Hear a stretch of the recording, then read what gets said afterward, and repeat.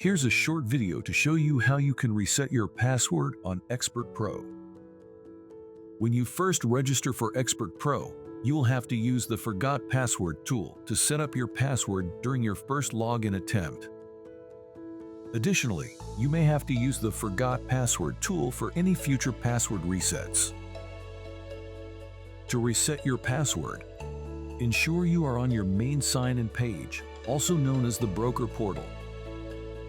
At the bottom of the page, you will find the Forgot Password button. Click on Forgot Password, and you will be redirected to a different page, which will ask you to enter the email address you are registered with.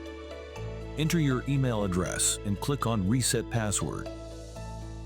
You will then be redirected to a different page, which will prompt you to enter a code along with the new password.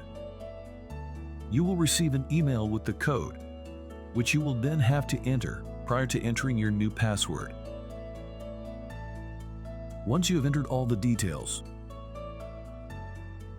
click on Reset Password. You have now successfully reset your password. Click on Back to Login to go back into the login page and use the registered email address and the new password to log in.